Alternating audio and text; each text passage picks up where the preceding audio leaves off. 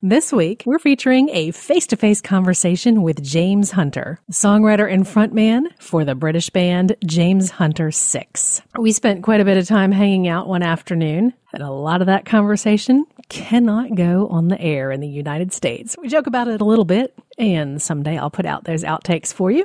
We had a good time. Catch James Hunter 6 on tour across the west coast of the U.S. right now. Welcome to Country Fried Rock. I'm your host, Sloane Spencer. My guest today on Country Fried Rock is James Hunter, who's thankfully here in South Carolina. Who would have known? Hello, Sloane. How are you?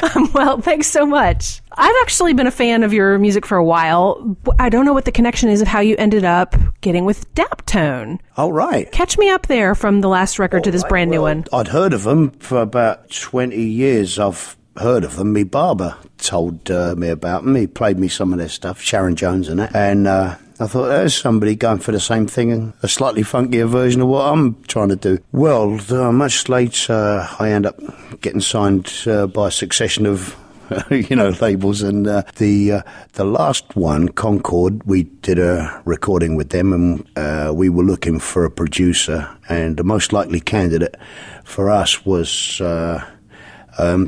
Dap Tone, based on what I'd heard. So we Concord got Dap Tone to record their last one with us, and they also Dap Tone also took charge of the distribution of the vinyl version. Okay.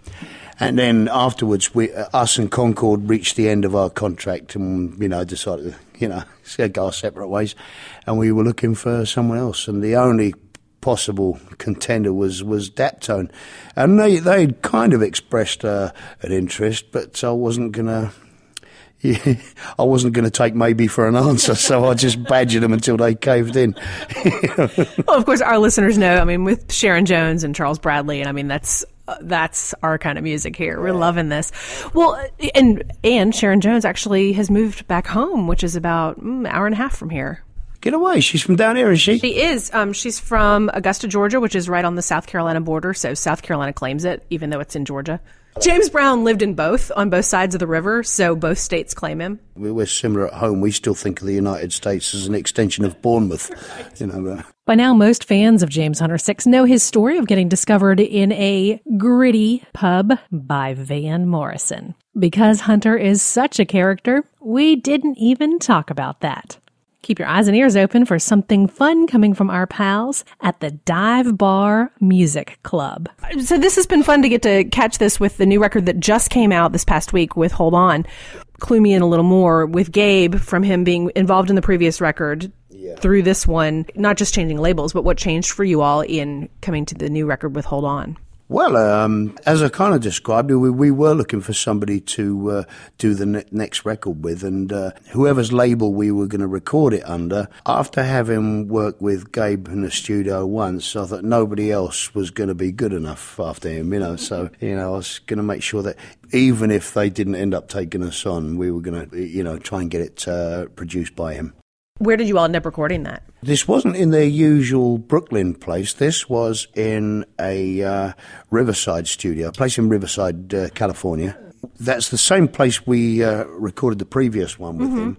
And we were the guinea pigs for that studio. He spent a week, when we recorded the first one, he spent the first week, he was supposed to be trying to test the acoustics and get all that prepared, but he actually had to fumigate the place and get it cleaned out, repair the roof, and get rid of the bird stains on every surface there was. So he just used us to test the acoustics once we were in there, because the time was running out. And it was fantastic. I think he said he prefers the acoustics there to the Brooklyn place. As a space to record, it was great. It's like playing in an aircraft hangar. It was just fantastic. Cool. Yeah. And it's, it was quite squalid as well, which suits us, It's just like being at home. It's funny, I was playing your new record for a friend of mine who's not super music savvy, but she's a South Carolinian, and I'll use a word that has very different meaning in the UK versus here in South Carolina. Shag. That's it, I'm off. Shag is our state dance. Get out of it. Your music is the exact kind of music. That's disgusting. And so when my parents moved to England from South Carolina, my dad would say, let's go shag, and his friends were like horrified. Because he meant They were going dancing. They meant something totally different. The least sexy dance on the planet. Yeah, quite ironic that, isn't it? I will not be surprised if you have people shagging in the aisles tonight. You've got a pretty active Instagram, and I've been stalking you a little bit just to see a few things. Whose cool yellow Bel Air was that? Oh, I don't know. It was outside the place, and I was going to pretend it was mine. Yeah. They didn't take you for a ride or anything? No, well, they didn't appear. I think they just dumped it there. So we should have bunged it in the back of the bus. It's nice, wasn't it? Yeah, it was really nice, in really good shape. Lovely bit of kit that was, yeah. So, you know, when you see something like that, you have your picture took in front of it and show everybody at home how well you're doing. Absolutely, yeah. Look what I brought to the show tonight. Yeah, look what I just nicked. You've been touring through the Southeast, and I've already had friends out in Los Angeles saying, when are they coming out here? What's the rest of your U.S. tour look like? Oh, it seems all right. I think we're going to Florida next, and then we're going to... We're doing one of them blues cruises. That could be interesting. We've done a few of those before. Really fun. They can be, you know, we did a couple going to Mexico, one to the Caribbean, two to the Caribbean, and this one's going to Mexico again. We've had a look at the boat. Oh, God. I'm not taking any pictures of the outside of the boat. It was done up like a tart's handbag. It looked really all flowers painted on it. It was... So I'm going to take all my pictures from the deck so you can't see the boat. I'm probably not going to stand on deck in case somebody from a passing boat recognises me. Well, hello, sailor, you know. No, but you've done these cruises before. If listeners haven't ever been on them, it's really up close and personal between the musicians and the fans. It's at once a captive audience and a captive band, you know. Sort of. It's interesting. It's quite an interesting sort of experience, really. Playing while seasick. I don't travel well by boat. You don't? No. Actually, I did all right last time. We did one in Norway. We did this short cruise, and there were two separate events. One was the sort of R&B show, you know, and a completely separate entertainment was this quite camp dance troupe going on. And before we went on, we were watching them, and we were laughing at how, you know, we're not really sort of dance experts, but we were kind of laughing at how inept they were, and they were sort of skidding up and down the stage, and we was quite unfairly laughing at them. And of course, when it's our turn to go on, we realised it was because the boat was tipping from backwards and forwards. So we were doing exactly the same. So karma hit us straight away then, yeah. That got me. The only cruise I ever went on when my coffee went flying across the table and I magically got it. I was like, yeah, can't do this. And someone said later, some of them have them suspended from the ceiling. Well, you got to serve it at one end and then put your mouth at the other end. Y'all need the visual on this one for sure. That's right. It's all my fault.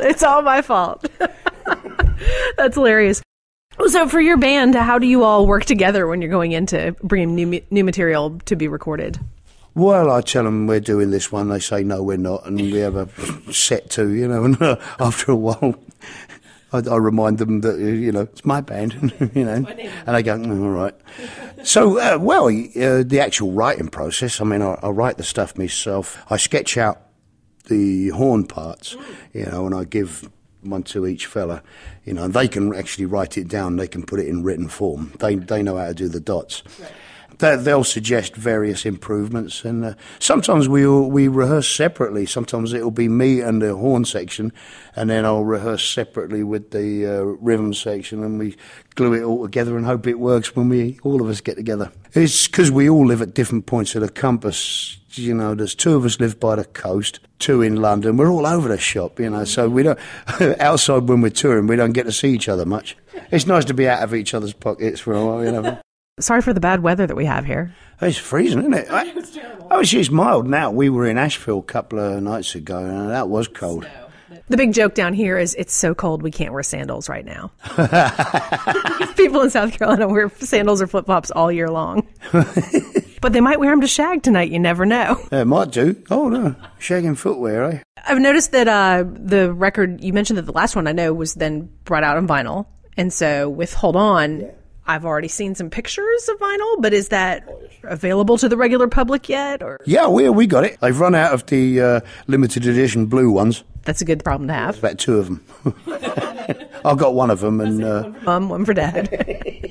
And but we got them. We got the big black round ones, yes, and those awful compact round things, whatever they're called. They play a lot better in the car, though. Yeah. And I think there might be a few...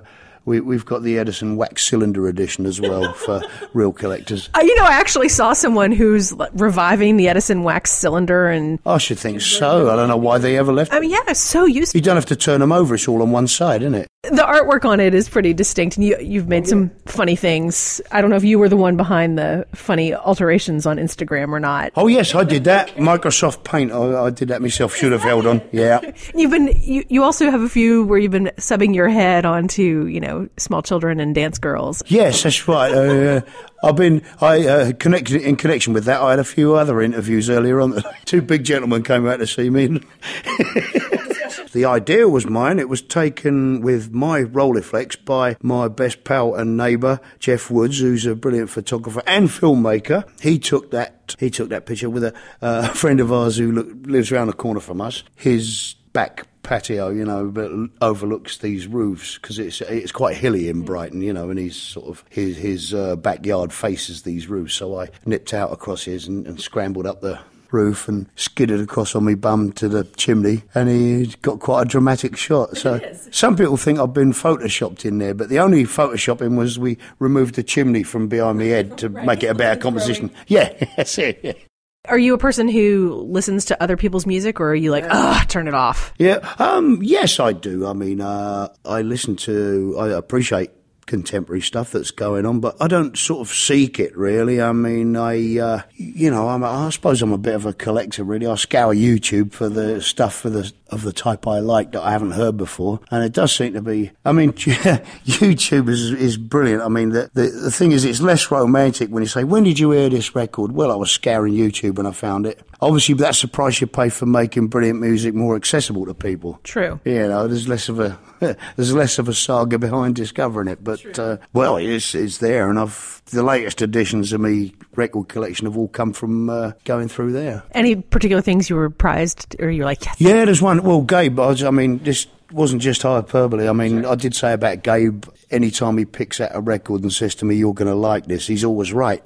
And one example was by the Falcons, called "I Can't Help It," and George Sonny Carlis is the lead singer of that lineup of Falcons, and oh my God, that's fantastic! It sounds like the Impressions, but with a bit of rocket feel behind it. I thoroughly recommend that one. So he played it to me, and I went straight on eBay and looked for it. Actually, you know what? I met a fella the other night. I hadn't seen him for about 6 years or more, and he dug out he had a reissue copy of Five Royales, and he had it signed by Johnny Tanner. I thought, wow, and he just gave it to me. Wow, that was nice. That's why I like this job. People keep giving you stuff. That's right. Good stuff. There was a group called the Big Easies when we were in the neighbourhood theatre in Charlotte. And also another one we offer whenever we can get him. There's a fella called Jesse D. I can't describe his voice. He sounds like a composite of several of my favourite singers, and I can't put my finger on who, but he's brilliant. Yeah, he's a good lad as well. We sort of press gang him into supporting us as often as we can. It's good. That's nice. If you have the time, do you like to be able to dig through record bins at places? Oh, yeah. The Dap Kings have got this nice thing of carrying a record player on their tour bus. Nice. Of course, because we don't live in this country, it's difficult to get it across, really. But when you're in places like Chicago, you get all the stuff that was local hits, in the bargain bins, and stuff that would be like the Holy Grail in Camden Town, are sort of like, they're just kind of like oldies that are thrown in the bargain bucket here. So I've done all right there a couple of times. Yeah, in fact. Are you looking for anything? Do you have something you'd love to find? Sometimes old Jerry Butler albums, his VJ stuff, His Philly stuff's good, but I mean, when he just left the Impressions, that kind of a bit of a weakness for that slightly sugary stuff, We met him in Spain, Impressions. That was a big moment. Yeah, my lads they were on the same bill. I didn't know till I got there, and my lads went to have dinner somewhere, and they saw Fred Cash standing around looking a bit disconsolate, looking for somewhere to sit. And they invited him to sit down with them and got chatting to him. Then I spoke to him later on when I met him. He's a lovely fella, yeah. And of course, because all the pictures I've ever seen of the Impressions don't tell you who's who, so I never knew which one was Fred Cash and which was Sam Gooden, And because he was quite a burly fella, I always assumed he was the Jerry Butler sound-alike. he told me straight, he said, no, that was Sam that did that. I was doing all the high stuff with Curtis. Because every time you sort of, the captions never say left to right, blah, blah, blah, you know. I always knew which one was Curtis because of the guitar and glasses, but otherwise... James Hunter, have a great show, and thank you so much. Thank you very much. Take care. Nice to meet you. Bye-bye. Cheers. This is James Hunter off of the James Hunter 6, and our new record by the James Hunter 6, Hold On, is available at all good record shops and some indifferent ones. And also it can be ordered, I think, at www.jameshuntermusic.com. Country Fried Rock is a listener-supported program. You make it happen. Thank you. Our Country Fried Rock stinger is from Steve Soto and the Twisted Hearts. Country Fried Rock is distributed to radio stations via PRX, the Public Radio Exchange, at prx.org. Select episodes are also available via Airplay Direct at airplaydirect.com.